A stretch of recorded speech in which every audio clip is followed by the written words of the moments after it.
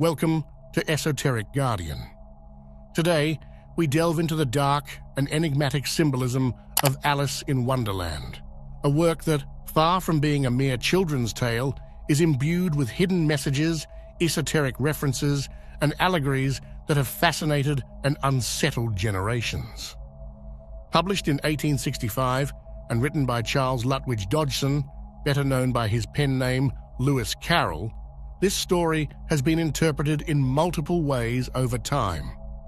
Behind the apparent innocence of its pages, we find traces of secret societies, initiation rituals, references to altered states of consciousness, and deep, unsettling philosophical and occult concepts. Could it be that Lewis Carroll encoded messages that only a select few can decipher? Is this merely a fantasy, or are we looking at a work filled with esoteric symbolism, even used in processes of mind control and psychological manipulation? Alice Pleasance Liddell is not just a fictional character. Before becoming the girl who chased a white rabbit into an absurd world, she was a real child, flesh and blood, and the muse of Lewis Carroll. What few know is that the relationship between the author and his inspiration has been shrouded in a veil of mystery, controversy, and secrets that to this day send shivers down the spine. Carroll met Alice when she was just 4 years old. Immediately, the child became his obsession. For years, he spent countless hours with her and her sisters, inventing stories and games that would later give birth of Alice in Wonderland. But behind the apparent innocence, there are unsettling details that have led many to question the true nature of their relationship. The writer had a peculiar passion: photography. In the Victorian era, photography was a relatively new art, and Carroll explored it fervently, but with a recurring and disturbing theme. Young girls in poses that, seen through today's eyes, are deeply unsettling. It is known that he took multiple portraits of girls in settings that we could call suggestive, which I cannot explicitly name because YouTube would demonetize the video, all under the pretext of capturing the purity of childhood. Even in his time, these images caused discomfort. Many were deliberately destroyed, and others disappeared without a trace. What remains is enough for some historians and critics to suspect that Carroll crossed lines that were only beginning to be questioned in his era. But the most disturbing part is what we will never know. In 1863, suddenly and without explanation, the Liddell family cut all ties with Carroll. From one day to the next, his presence in Alice's life ended completely. What happened? No one knows for sure. Crucial pages of his diary were torn out and never recovered. Theories about this abrupt break vary, but they all point to a sinister possibility. Some believe that Carroll may have asked for Alice's hand in marriage when she was only 11 years old, something that, while strange, was not entirely unthinkable in the Victorian era. Others suggest that the Liddell family discovered something far more disturbing, something so dark that they decided to erase the evidence and banish his memory. What remains is an unsettling void, an absence of answers that only fuels the worst suspicions. Was Lewis Carroll simply an innocent man with an unusual fixation on childhood? Or was it something far more sinister, hidden beneath the disguise of a fairy tale? The story begins with Alice, a girl trapped in the monotony of her world. While her sister reads a book without illustrations, she feels restless, as if her mind is destined for something greater. Her dissatisfaction is the first indication that she is awakening from the dream of common reality. It is no coincidence that she is a child, for in esoteric tradition, the child represents the initiate, one who has not yet been fully conditioned by the structures of society. Then, the white rabbit appears. Dressed in a vest and holding a pocket watch, He mutters, "Oh dear, I shall be late." Without hesitation, Alice follows him. This is the breaking point from the ordinary world, the threshold that separates everyday reality from the realm of mystery. In esoteric terms, the White Rabbit plays the role of the psychopomp, the initiatory guide who leads the soul through spiritual transition. He is the equivalent of Hermes Trismegistus in Hermetic tradition, Virgil in Dante's Divine Comedy, or Anubis in Egyptian mythology. But the White Rabbit is also a slave to time. He is obsessed with the hour, urgency, and the fear of being late. Here, another occult concept emerges: time as a prison. In alchemy and Hermeticism, linear time is considered an illusion imposed upon human consciousness. Following the White Rabbit is akin to entering this cycle of worry, clocks, and anxiety, an endless chase where time rules over existence. Alice falls down the rabbit hole, but her fall is not merely physical, it is symbolic. In all esoteric traditions, the initiate must descend into the underworld before they can be reborn. In the mysteries of Eleusis, neophytes spent days in complete darkness before receiving revelation. In alchemy, Nigredo is the stage of the decomposition of matter before its transmutation into gold. Alice undergoes the same process. She falls, floating past disordered objects as her perception of reality fractures. When she lands, she finds herself in a hallway filled with locked doors. This represents the liminal state in esoteric initiation, the intermediate space where the old world no longer exists, but the new one has yet to be revealed. At the center of the room, she finds a golden key and a bottle labeled "Drink Me." Here, another alchemical symbol emerges. In ancient transformation rituals, initiates consumed substances to expand their perception. In the Eleusinian mysteries, a sacred drink was consumed. In alchemy, the elixir of immortality was sought. Alice drinks the potion, and her body begins to change size, losing control over her own form. This is the collapse of the ego. In alchemy, transformation begins with the dissolution of the previous identity. In terms of psychological manipulation, this is the moment when the victim experiences a dissociation from reality, making them more vulnerable to reprogramming.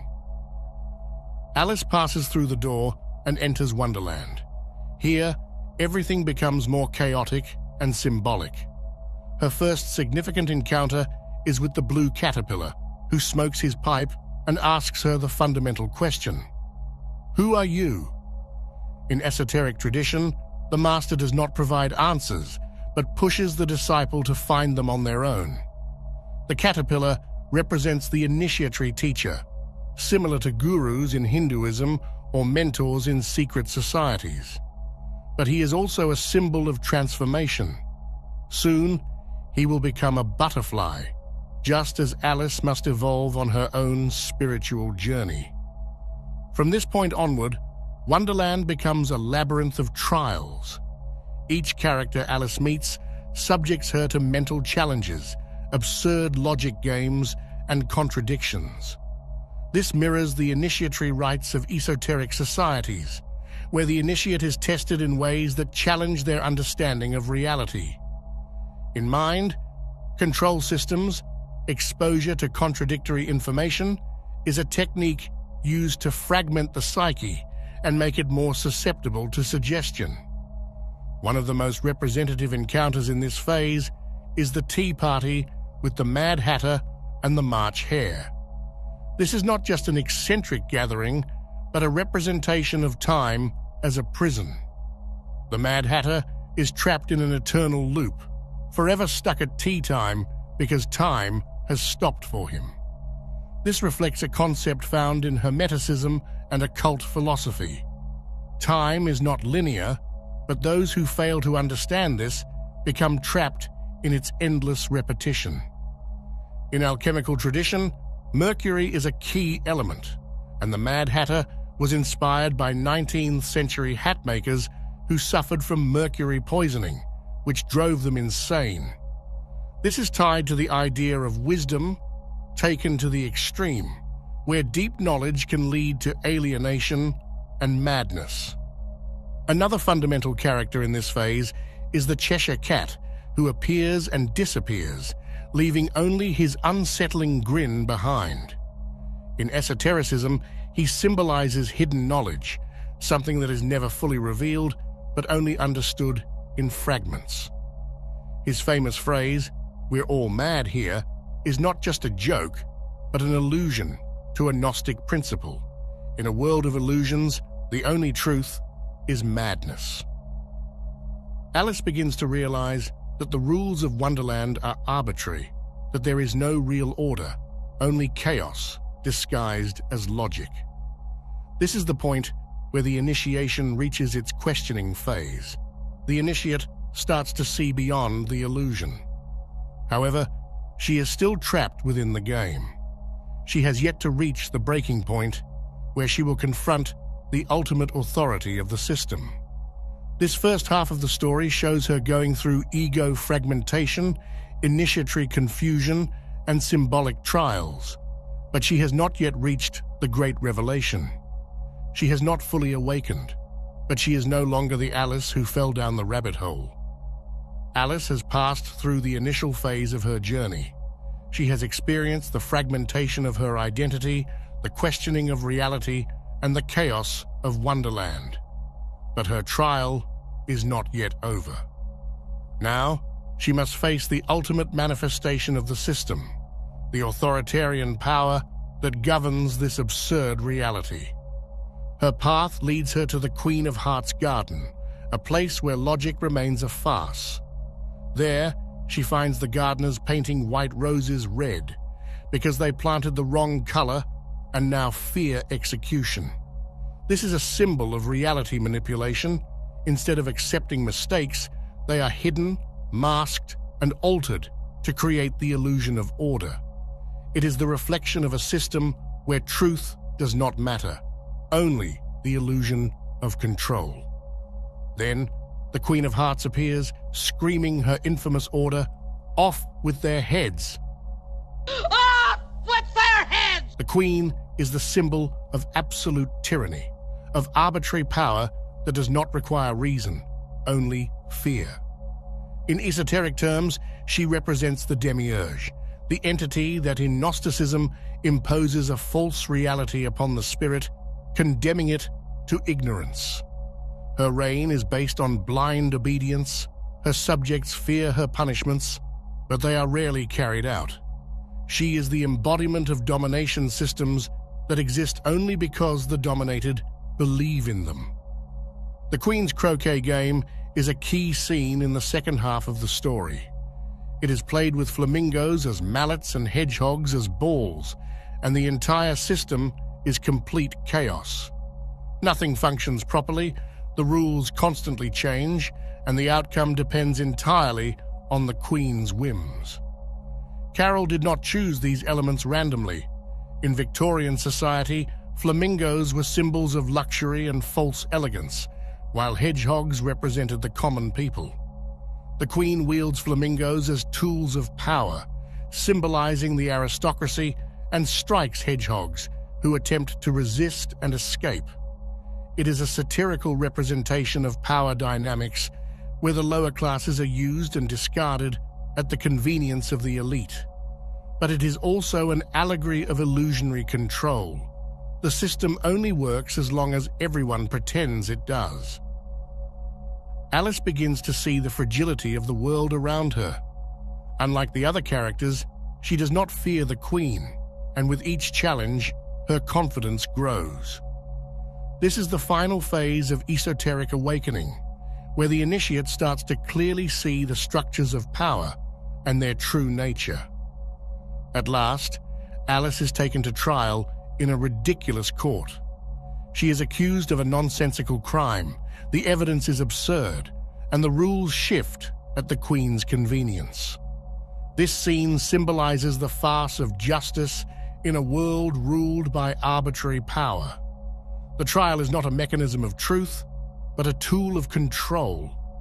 The legal system, here presented as a parody, exists only to validate the ruler's power. But something has changed in Alice. She is no longer the confused girl who fell down the rabbit hole. She has gone through the initiatory process. She has seen the chaos of Wonderland. She has understood that the rules are an illusion. And at the crucial moment, she faces the Queen and speaks the words that shatter the spell. "You're nothing but a pack of cards."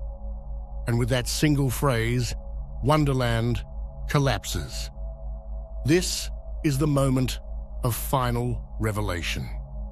In esoteric tradition, the initiate can only complete their transformation when they see beyond the illusion. Alice has realized that the world she has been trapped in is fragile, a construct based on fear and obedience. By defying it, she destroys it. It is the equivalent of Buddhist enlightenment, of Gnostic transcendence. Then, Alice wakes up. She is back in the real world, in the field where it all began. But the most unsettling question remains unanswered. Has she truly awakened? For decades, Alice in Wonderland has been the subject of multiple conspiracy theories suggesting that Lewis Carroll's work is far more than just a children's fantasy story. Some believe it is a coded narrative about mind control and psychological manipulation, while others suggest it represents the effects of psychoactive substances or even serves as a hidden message about secret societies and their operations in the world. Its symbolism is too precise to be mere coincidence, and the connections to occult practices and mind control programs have been studied by researchers of the mysterious for years. One of the most unsettling aspects is the link between Alice in Wonderland and mind control techniques, specifically K-Ultra. This program, developed by the CIA in the 1950s and 1960s, used drugs, hypnosis, disorientation, and trauma to fragment the victim's psyche and create new controlled identities. In the story, Alice undergoes a similar transformation, falling down the rabbit hole, losing control of her size, and facing illogical and absurd situations that challenge her perception of reality. These same methods were used in MK Ultra to induce dissociative states. In programming techniques, victims were subjected to nonsensical phrases and extreme environmental changes to destabilize their identity, exactly what Alice experiences with the Mad Hatter, the March Hare, and the Queen of Hearts. The constant distortion of reality in the story has also led some to suggest that Alice in Wonderland is a disguised narrative of hallucinogenic drug experiences. Carroll wrote the book during a time when drug experimentation was common in intellectual circles, and the references are undeniable. The blue caterpillar smokes a pipe, which is a clear allusion to opium, a widely used drug in Victorian England. Alice changes size after consuming liquids and mushrooms, a representation of altered perception similar to LSD and psilocybin effects. Even falling down the rabbit hole resembles a trance-like state induced by psychedelic substances. It is no coincidence that decades later, the book was embraced by the psychedelic culture of the 1960s as a symbol of the trip into other dimensions of consciousness. Another theory suggests that the story is laden with occult messages and references to secret societies. Carroll had deep knowledge of mathematics and philosophy, but was also fascinated by riddles, inverted logic and symbols, elements fundamental to mystery schools and Freemasonry. Wonderland operates as a world governed by hidden laws, where only those who understand its logic can navigate it.